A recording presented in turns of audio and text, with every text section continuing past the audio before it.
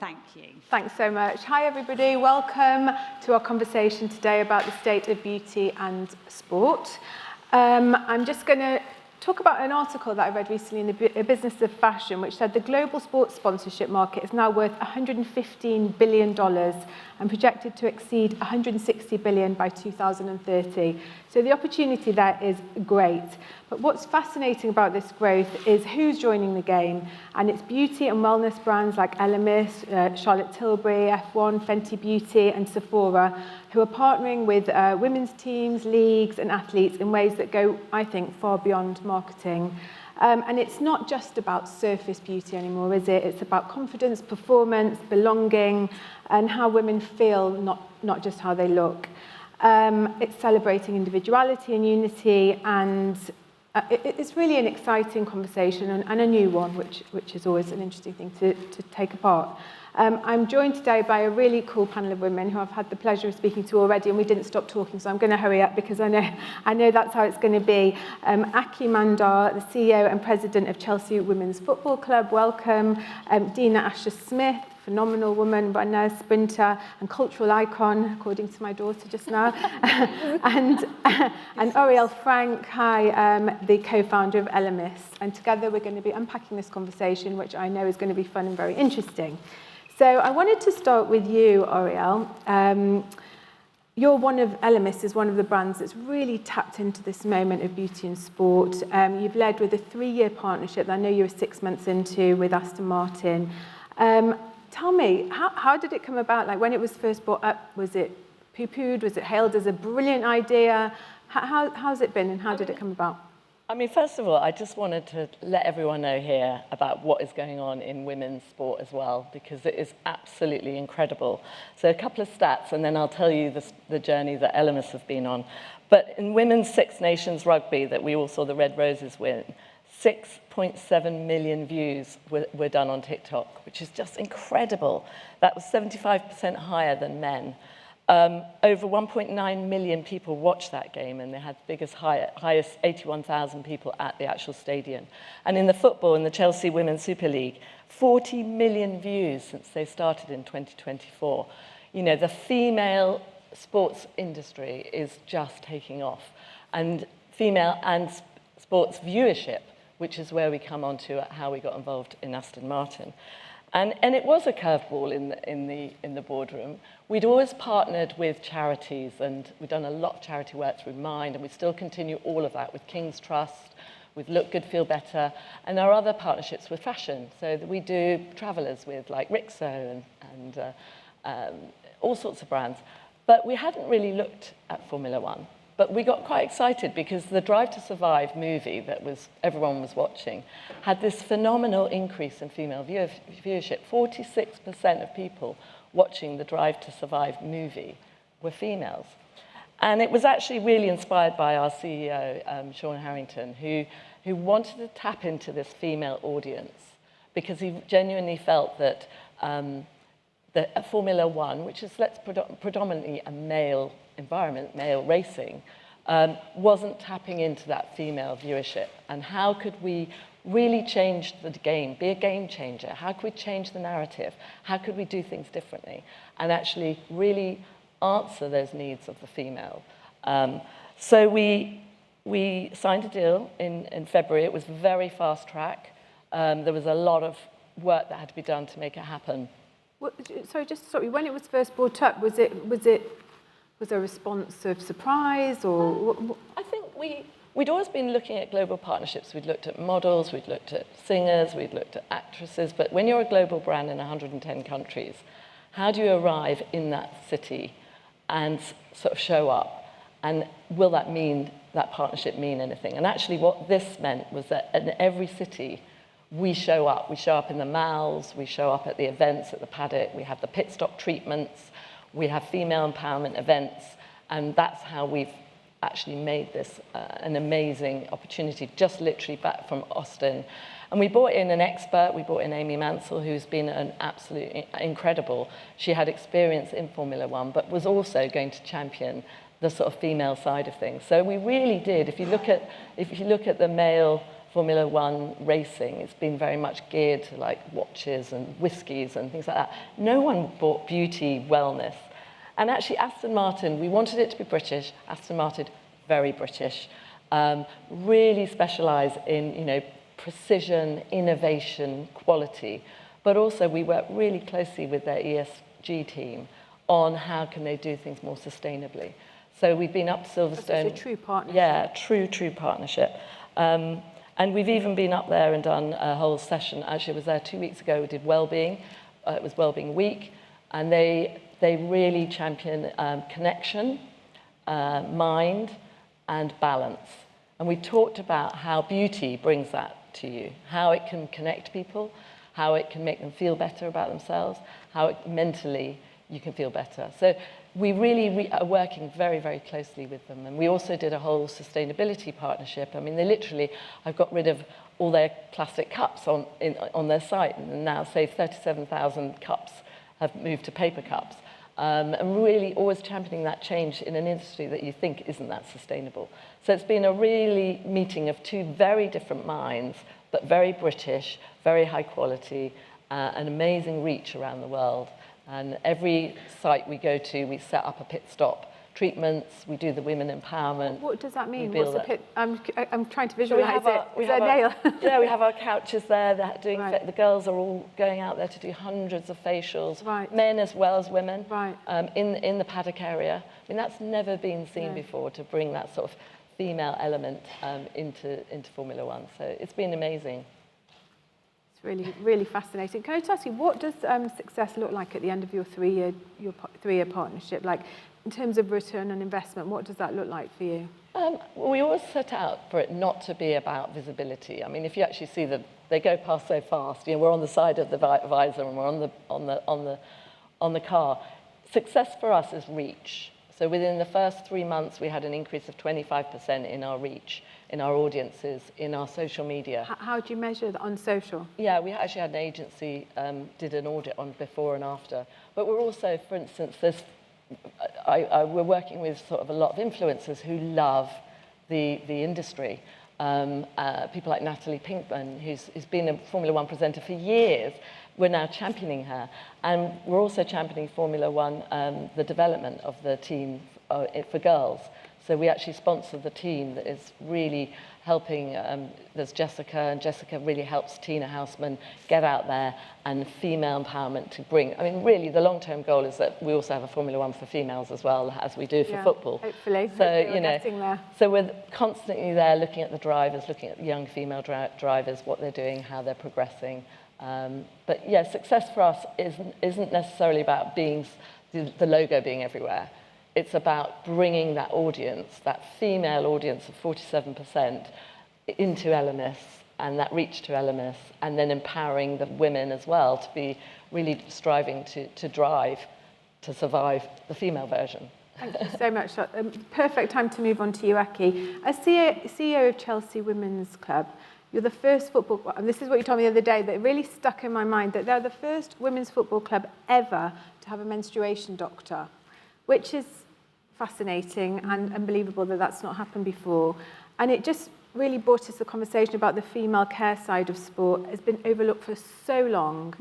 How do you see beauty and sport aligning, and how can both parties benefit from these kind of collaborations from your perspective?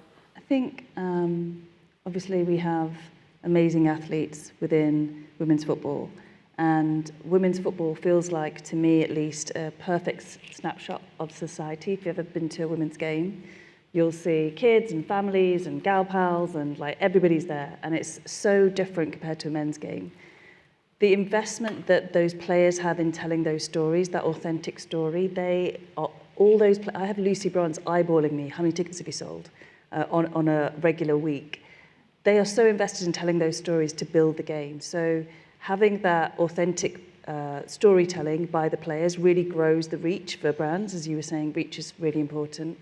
Making sure that the story is authentic. So Lucy's telling you about what she did on the weekend as well as what she's doing on the pitch. And they are aspirational role models right now. They always have been, but they're getting finally the I think the stat that we like to repeat at the women's club is we have more reach than 8 men's Premier League clubs as Chelsea wow. women. Gosh, really? Wow. That's a good sound. I like that. Oh, round of applause. It's amazing. It's incredible. Is that social reach? Or? Social reach, we're the #1 women's sports team on TikTok as well. And when I hear about profit and purpose, I feel like we're sort of beyond that now. We should be talking about women, the sort of level setting. This isn't about should we have women as athletes and should they get to play and be amazing lionesses or Matildas. Yes, it shouldn't even be a question. So the menstruation doctor piece is just investing in that athlete and investing in their career and making sure that they can play for longer. Understanding the impact on your period, on your knees, your cartilage, your sleep, your diet, those, they're not even marginal gains. These are huge gains for athletes. And for us to not have any understanding of that, like before we did it, it's like, wow, was everyone just phoning it in? And maybe there were. So the storytelling, I think, that we get to give a brand to come to your to answer your question, the players are so invested, and I'm sure Dina's probably similar, that this means so much to them. This isn't just about showing up and liking an Instagram post. If we don't do this, there is no industry. So telling that story is important, bringing all of their whole self to telling that story is important, which is why we have the reach we have. And we've launched with a couple of partners recently to tell that authentic story. So having that menstruation doctor made it really a direct line between us and Here We Flow, a period product partner, menstruation partner, and we launched them on the back of shorts. It was amazing. We had a few issues with the league where we were putting beetroot juice on the back of shorts, pretending it was blood, and it was like, there's blood on the shorts on the pitch, you've got to get them off. It's like, it's beetroot juice, it's just a gimmick. And so Sky was told, and they zoomed in on the beetroot juice, and suddenly the reach we got from that, Lad Bible covered it, the Telegraph covered it, everybody covered that. We launched a back of shorts partner about periods, and we wanted to destigmatize talking about periods. One of my colleagues at work, her dad's 90, and he said, oh, we never talked about periods, did we, love? And she was like, oh my God, my dad's talking about periods. And I think if we can cut through by having these authentic stories, 50% of our audience at Stamford Bridge is male and female, imagine that. Imagine feeling okay about... I mean, I actually spoke to my son, my son's friends are 14, and said to him, after we spoke, would you go and watch a women's football game? And he's like, at first I didn't think I would, because honestly, it's not... But then he went, no, I would. Speak up, boy. And I was like, oh. I said, really? He goes, yeah, I'll turn it on now. I was quite... I know this boy, I've known him since... It was quite a changing conversation. So... Clearly, you are appealing to a much wider... come to the FA Cup final when we beat United. Obviously, that's the best part of that sentence for me. But the 75,000 year on year. Incredible. The fact that we've won the Euros twice on the bounce. I mean, EAFC, which was FIFA, Chelsea is one of the most selected teams, regardless of whether you're a boy or a girl. They're just looking at the technical skills. So Sam Kerr is one of the top selected players because she's really good. And I think there's an advert you may have seen it where I think it's a French national team where they've changed the players to be men, and you sort of watch the game. Yes, it's a brilliant ad. Yeah. And the fact that we have a 50-50 gender split, I think we're not looking at athletes if they're boys or girls. It's just come and watch an amazing athlete. It's not even just boys or girls, it's also women, and I'm going to come on to you in a second, but it's also women don't have to just be one thing. Just because you're an athlete doesn't mean you don't like beauty. And I think it's opening up a world for young girls now who think, well, I love beauty and I'm into all kinds of clothes and fashion. It doesn't mean that I can't want to be a professional athlete at the end of it. I did this thing with Disney years ago where we were trying to redefine what a princess was. Oh, right. And it was like, actually, they're not going to be saved by a bloke or, be in a tower and plait their hair. They're going to be strong and help each other and stand up to adversity. And I feel like sports is now in that place where it's like beauty and sport are about strength, leadership, loving who you are. And we welcome boys and girls to come, and men and women to come to the games, because I want you to see Myra Ramirez go for someone. That's what a strong, beautiful woman looks like. Like, she's coming for you and she's going to score. And I think that redefining of what beauty is and strength and confidence is part of all of our roles here. It's not skin deep, and I know that's probably a bit of a cliche, it's been said plenty of times, but For the athletes, it builds their confidence, but it also builds the team environment and that self-belief in you can do anything. Well, you are the perfect person to answer that, Dina. Do you find that is this conversation around beauty and sport, does it help your confidence when you have to run? Yeah, hi everybody, it's lovely to be here. Yes and no, because fundamentally as an athlete, I always say I train really hard, I work really hard, I eat right, sleep right, do all the fundamental things to mean that I'm going to go and perform excellently, whether I'm in a fabulous mascara or not. Nevertheless, because I'm like, let's not blur the lines here, but nevertheless, I always say that particularly coming from track and field where there is such a global reach, that you're standing next to girls that are the icons of Jamaica, of America, of Kenya, of Australia, of China. Like, we're a truly global sport with icons everywhere. You just want to stand there and be your most vibrant self. And I'm always very careful when I talk about beauty because I've always been a makeup girl. I've always wanted to feel fabulous. When I stand on that line, I want to feel like I'm about to perform because that's how I see what I'm doing. Been a big Beyonce fan. You don't see Beyonce outside of her leotard. She's always going to look fabulous. She's always going to be, you know, and that's how I want to feel on the line. I want to feel my fullest and most vibrant self. But at the same time, I will also always protect the space of women that stand there and they might be barefaced with a moisturizer or just had a really great shower in the morning and they're not covered in makeup because sport is about diversity. And I think that's where beauty and sport can really work together and learn from each other because there's not one way to do beauty, there's not one way to do sport, there's not one way to do womanhood. And coming from track and field with, yet again, such a global sport, such a diverse sport. In the Olympics, when you're in the village, you've got somebody like Simone Biles is down here, the basketball players are up here, so you see the full spectrum of bodies, cultures, and everything coming together to perform in the best way. So I always want to stray away from there's one way to be an athlete, there's one way to present beauty on the field of play, because it's just not one size fits all, but that's literally the entire point of sport. So. You did a partnership with Isabella French, didn't you? Can you tell me a little bit about that? Because it was... She's fabulous. I mean, if you're a beauty person here, you know Isabella, like, she's so talented and she's always so innovative as well. And we've gotten along for ages. We have, also we share work with Nike as well. And there was just an idea where I just wanted to create a beautiful visual image with a race, because I think there's many different ways to engage with your fans. And I'm a sports person, but I have so many passions outside it. Like, I love beauty, I love fashion, I love so many other things. But sometimes when I look at sport, I'm not necessarily engaged as my fullest self, because I sometimes think they don't always lean into those spaces. And track and field does sometimes. Like, you know, we've had Flojo, you've got all of these girls that go way back, 40 odd years back, being the most fabulous self, and that also engages me. It's not just the performance, but you're seeing people being artistic, being vibrant, and just truly being their fullest self. And that's also how you build a relationship, isn't it? Because women are all different, we all like different things. And so yeah, I kind of let Isabella just kind of do whatever. She saw my kit. We were in London Diamond League. It's a big home one for me. And she had a new eyeshadow palette. So we all made it work. But I think those kind of things work well, particularly with the highest level of sport, because what somebody like Isabella is doing in the innovative space ultimately allies to performance, doesn't it? Because she's a performer, I'm a performer, and yeah, it was a really fun, beautiful moment. And you mentioned as well to me about ritual. There's always been rituals in sport, and beauty is another form of ritual. Yeah, definitely. Everybody's different, again, but for me, I will always leave like an hour and a half to do my glam on race day, which sometimes when I'm 8 days into a championships and I'm sleep deprived, it is annoying, but I know, because I'm like, guys, I've been sleeping 5 hours, I need to get on with this. But for me, it's the start of my race. It's the start of my day. And it's kind of almost like brushing your teeth.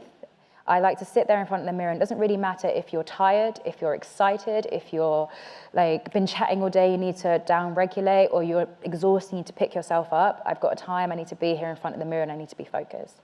And that for me is how I start preparing for my race. And I know that if I turn up fully done and ready to go, doesn't matter what my body feels like, it doesn't matter if I'm anxious, nervous, what the odds are saying, what people might have run beforehand, I'm ready to give my best performance, and then nobody can stop you.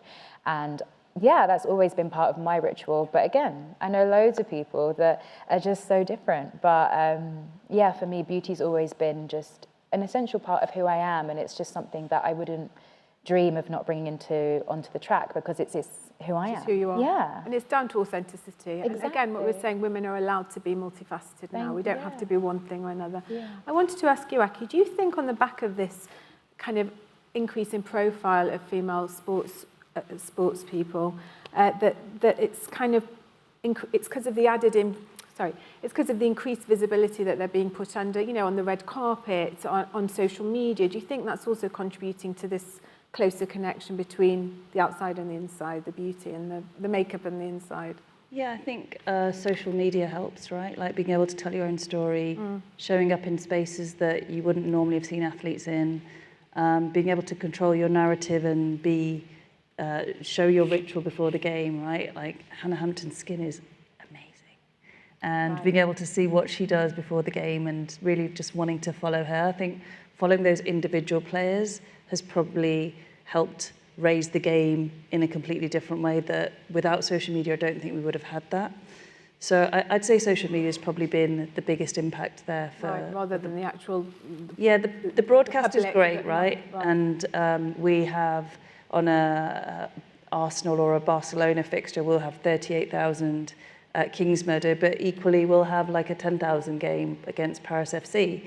And it's just the nature of the game is slowly building, and there are enough spikes for us to say we're trending in the right way, in the right direction. And I think it's down to people like Sam Kerr and Hannah Hampton and Lucy Bronze and those individuals who feel the weight and the pressure of what they're doing and are trying to take the rest of the players with them. So we spend a lot of time focusing on our academy and making sure that we're not just at the top of the funnel, we're thinking about growing the game and the pathways for everyone. I've noticed that in the UK, Oriele, that the collaborations have kind of a big corporate social responsibility angle. ELEMIS' collaboration is all about driving inclusivity. In the US, there seems to be more of a kind of a consumer drive where, you know, the stories of products being dropped in the middle of games, you know, which is great. It's a great way to try new products, but... Running for the product. I would do that. Are we into that? Yeah, I mean, I would like that. I'm the target market for that. I mean, it might Get be a me bit to a basketball game, I give you free makeup. Yes. Free lipstick. Yeah. I don't know what's going on, but yeah, great. Why is that kind of a combination of consumer experience and supporting the sport important for the success of these collaborations? I think ultimately we're in the world of skincare and product and treatments. So people want to enjoy using a product and they want to see the results of those products. So that's ultimately where you start. You know, you can give all the product in the world, but if people don't enjoy using it, don't see the results, they're not going to talk about it and they're not going to keep using it. And there it ends, you know. So with ELEMIS, we've always focused in the product development side of things, the texture, the aromatics, the breath work, how we actually bring that to people at home, how they should use it at home, at home. And I think probably the US market is a little bit more around that. There's so many thousands of products constantly being bombarded. But what we've always stood by is that it's about people experiencing ELEMIS. So we always love to get product into people's hands and get them to enjoy using the product. And do you think the sporting games are a place where you are reaching a new audience? Do you definitely. feel that? Do you see it? I mean, we actually have supported Wasps female rugby.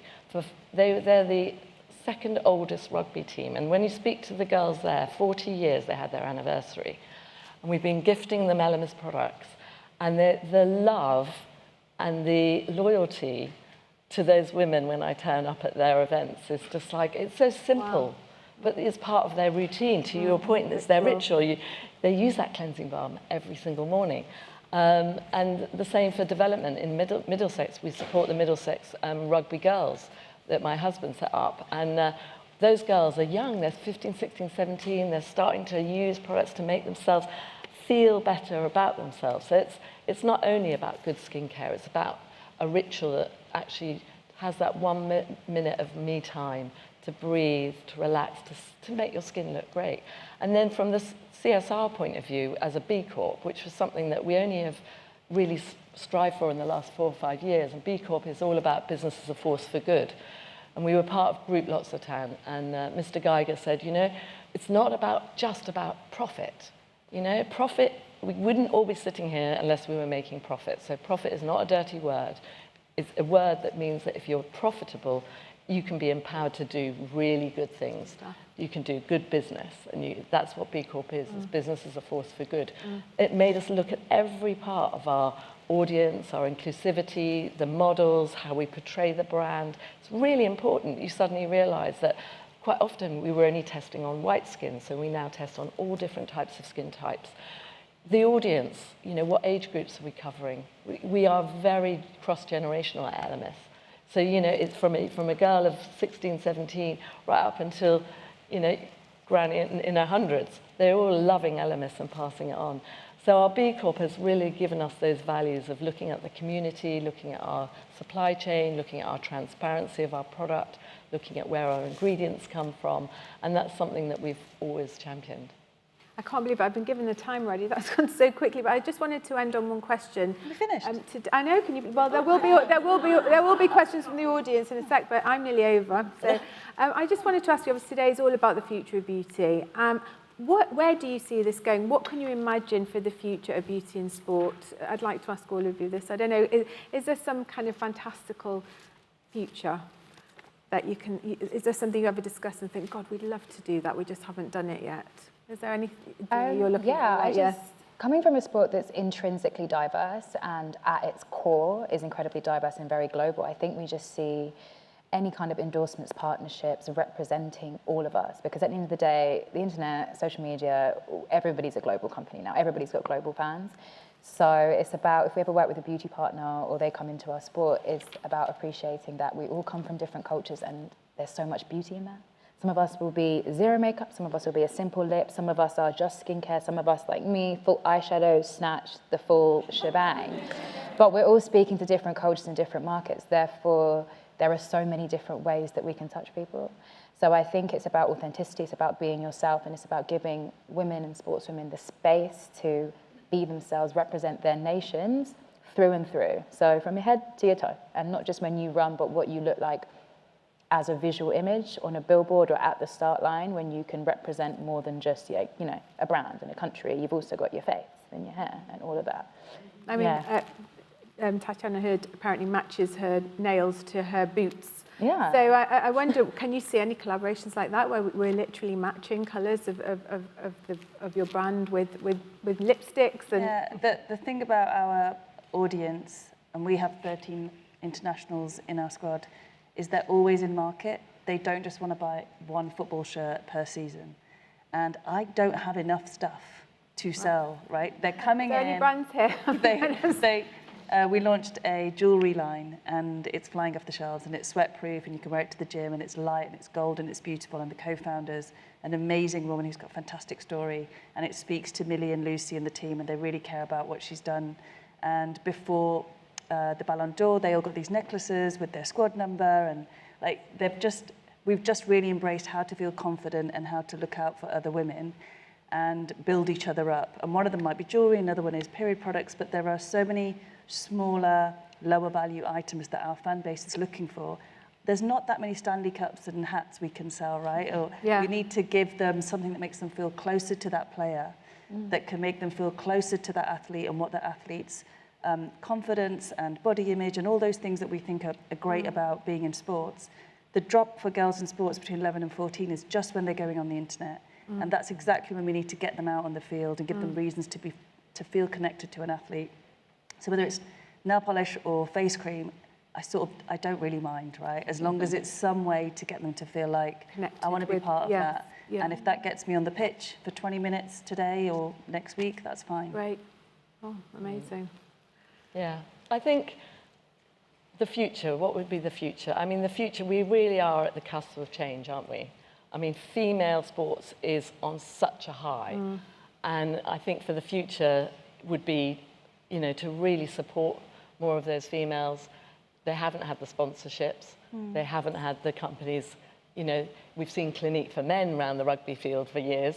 Why aren't we seeing that in beauty, embracing the sports? And I actually spoke to our CEO last week because I said, I'm doing this panel talk, and he has agreed, and we're currently reviewing a whole female audience of new partnerships, so it is definitely coming, but I'd love to see it faster, and I'd love to see You know, when my husband says to me, can you just give us a few balls? I mean, that's all they want. And can you give us like 10 rugby balls? Just because they have no sponsorship at youth rugby for females. I mean, it's ridiculous. It's crazy, isn't it? You know, and yet the boys and the men's is so much stronger. So I think we've got to keep banging the drum. We have to start with the here and now before we move to the future. But Thank you so much. I'm so sorry I'm going to have to stop you because I'm getting rid. Thank you so much to the three of you, Oriele, Aki and Dina. Now out to you guys.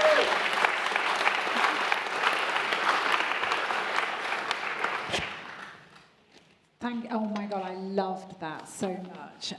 Some great questions coming through. Keep them coming. I think there's a kind of a few themes here, but I think you started to talk about it actually. This idea of girls dropping out of kind of sport around kind of that 14, 15 mark, and yet that's the point in which they're really embracing beauty.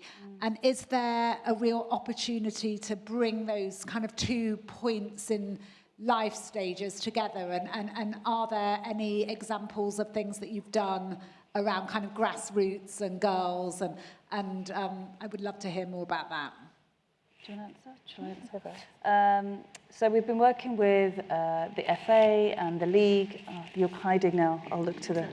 and we're making sure that there are pathways in all parts of the UK and talking to the NWSL as well, like how do we make sure that we don't just stay at the top and look at those same 20 players. So we are looking at how we build more spaces for girls to join academies, more spaces for schools to make sure that you don't just get to play netball after school, you also get access to football as well. But then you have to think about the infrastructure around that. So how do those girls travel home?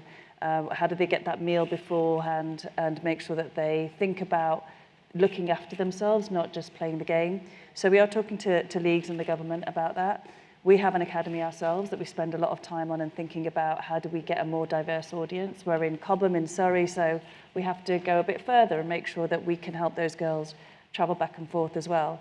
So there is lots to do, and I think it starts with visibility and it starts with reach, and that's why TV is still very important, broadcast is important, telling those stories authentically is important, and not just the I want to be this and bang Instagram post later I am this. It's showing the every single day sacrifices that Dina's talking about, making sure that you know what commitment means of what you'd have to do to be that player. You don't just get into EAFC because you know, you liked an Instagram post, and what are the benefits of sport for a girl? And I have 2 daughters, and I can see that one is very sporty and one is not, and I love them equally, but they'll probably find out. I'm quite scared of the older one, I can see the confidence the older one has, right? She plays hockey, and she's a leader. Like, she stands up for other girls and she wants everyone to win, but she wants to win a little bit more. And I love that, right? And if more girls felt like they had the power to do more often in more spaces, that's what academies will do. So yes, we are trying to do our best with that. It's not good enough, but we're getting there. No, I completely agree. I was going to literally say the drop-off between 11 and 14 I think is so sad and so crucial, but that's also why I personally spend so much time engaging with the traditional women's industries, is because sport needs to be part of the narrative of what it means to be a woman. And it's about leadership, it's about communication skills, it's about friendships, it's about seeing your teammate do something wrong and crazy and being like, how do I diplomatically say this? Because whether you continue with sport or not, this might be useful in the boardroom, when you're running a company, when you're a CEO, when you're doing anything for the rest of your life. You learn about your body, and most importantly for me, you learn to value your body for what it can do rather than purely what it looks like. And I think when it comes to that 11 to 14 age, they get so influenced by social media is fantastic, but also there's other things that you're like, ooh, let's try and steer away from that. But sometimes they go to the gym mainly for what they look like. And also that's fine, but also it's like your body, especially as a woman, is such a powerful thing. It has the capacity to create life, change your life, go and be stronger and do greater things. Even you saying you went and did so many incredible things when you did your Couch to 5K and everything, like you never know what your body can achieve. So making sure that sport is part of the bigger conversation, and competitiveness is part of the bigger conversation of what it means to be a woman, I think has the potential to change people's lives. And yeah, when you're not getting in there, you do see them drop off, but you really have to go for those like 11 to 14-year-old girls. Yeah. And it does have a big impact on the NHS as well. I think women Yeah, spending more time with their mental health and with their building one sport for life, whatever that is. Yeah. That there's data that I can't remember the exact stat, but that does track. I wanted to ask you, Aki, actually, you know, when you were talking about the menstruation doctor, is there a change in kind of health insurance or healthcare where they're starting to think differently when they're looking at sport and women and menstruation? Can you see it? We're not there yet. Not there yet. No. Maybe that's the future of beauty. There we go. That's one to aim Great. for. I wish, for me. We are so behind on understanding the insurance policies that women have signed up to without really understanding what their bodies do. I was talking to my doctor about HRT, oversharing, and I'm like, when do you stop? And he's like, no one knows. I'm like, what? I was told 5 years. There you go. That's two completely different pieces of information. So the fact that we've sort of got to step one, and we haven't quite. We're like, okay, we know about periods now. Yeah. That feels like it's not enough. A lot of work needs to be done. A lot of individuals, particularly coming from the performance side of sport, when you're like in the gym, even stuff like that, like lots of the numbers aren't made for the menstrual calendar, and or they're not made for female bodies. Even when you look at the biomech models, I think sometimes only now we're getting like biomech models made for women, even though we've had world records from the 80s. Like it's absolutely insane. So I think sometimes sport has a lot to do when it comes to seeing women as not just little men, but women. Shrink it and pink it used to be the thing, right? It's every day I have to go, hey, that number doesn't make sense for me, woman, let's go again. But we've got a lot of work to do. It's nice though. It's a fabulous idea. You're operating 5 steps ahead. Here with this conversation, don't we? Yeah. I think this is quite an important question, because we were talking about kind of beauty brands and how they can kind of converge with sport. But I think there's a lot of people in the room think that maybe this is for big global brands. Do you feel that there's an opportunity for more emerging brands to get involved with sport if they're interested in, and are there any kind of suggestions and thoughts? We, just listing some of our sponsors, we have 3 Skoda. D. Louise is a small founder. Here We Flow, 2 amazing women founders. They don't have huge budgets, but what we want from our partnerships are T-shaped partnerships, I call them. So they get all the broadcasts, but they have a depth of knowledge that we couldn't get ourselves. So with Here We Flow, we understand more about periods, we understand more about menstruation. With D. Louise, we're trying to understand how athletes, what do they want from their jewellery, how do they feel about the sort of earrings, and we want to make sure that the girls can wear that as well. So we're ready to test and learn on those smaller ones, because we did this 3 measures our relationship with them with a metric called Brand Love, and for anything we do with the women's, it's 10 points higher than whatever we do with the men's. Fans of women's football are way more appreciative of someone spending money on a women's game than they are on a men's. And so we will speak to anyone, because there's so many parts of what we're doing that hasn't actually been funded. That's so good. Okay, I think we're out of time, so I think I'm just going to kind of ask, is Chelsea going to win the league again this year? Imagine she said no. Could you imagine? That would be a soundbite. Oh, I just spilled the water. Yes. So I just want to say a huge thank you. That was so exciting. I am particularly excited. I also have teenagers, 2 of which are girls and love football. And actually, it's such a big part of their lives. And beauty is such a big part of their lives. And the fact that they can merge the 2 together, I just think there is something really powerful there. In your seat. So if you're not sure about coming to Stamford Bridge, come and have a cocktail and come and sit in your seat, and we'll give you a hot dog. Arsenal fans, though. So what am I going to do with that? Is that okay? They can't come. They can't. Anyone but Arsenal. So thank you so much. Thank you, Deborah, for leading us and this amazing panel. Woo! I love that. Okay. Thank you. So the next one. We're going to is 2:15. 2:15, everyone, for the next panel.